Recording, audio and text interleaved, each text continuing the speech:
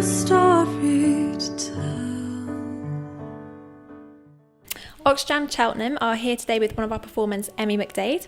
Hi Emi, thank you for coming along today. For our listeners who aren't familiar with your music, can you please describe your style?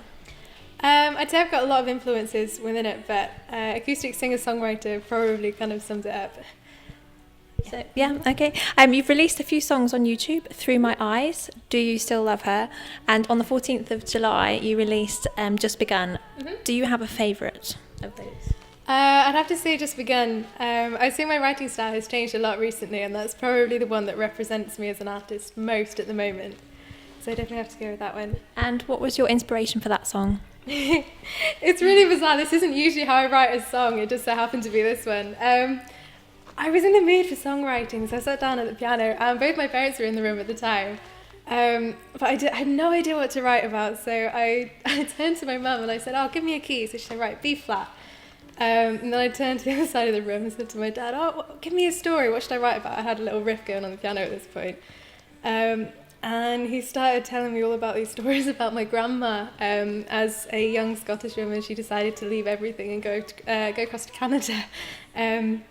And yeah, telling me all these stories about that. He said, "Yeah, write a song about that." And that's where it came from. A lot of people assume when they listen to it, like it's autobiographical, like the journey of me as an artist, like starting out, but it's not at all. That's great. That sounds amazing. That's a really good inspiration to draw from. Through My Eyes, is that written about anyone in particular? No. No, not at all. Did you draw from any life experiences at all for that song? It's the biggest lie I've ever told. No, you can't lie. Now I'm intrigued. Yeah, it's written about someone a long time ago. Yeah. Okay. You say that Broken Lullaby is one of the first songs you wrote. How old were you when you wrote that? I was 14 when I wrote that one, I think. That's quite young. And what are you working on now? I'm currently in the process of, just about to start recording my next single, Faith, which I'm really excited about. And just carrying on at the minute, carrying on gigging and exploring who I am as an artist, which is a really exciting time at the minute. I'm releasing the next single, hopefully this autumn, and then after that I'll be looking at releasing an EP. And where can we buy a copy of the EP? On iTunes and Amazon and all that sort of stuff, Spotify. I'll have some physical copies out as well. And do you have a website? I do. It's just www.emimcdade.com. Okay, perfect.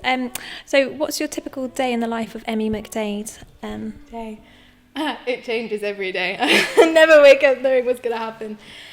I'll wake up. I'm at college, so I'll do some studying and I'll do some kind of admin side of it and researching about music industry and all that sort of stuff. What are you doing at college?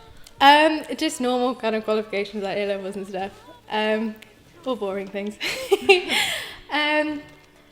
And then usually gigging in the evening. And if not, I'll find an open mic somewhere. Yeah, I want to do that. Perfect. Do you find it difficult juggling music and your A-levels? Yeah, I live by my diary. I really do. Yeah, it takes a lot of planning. But.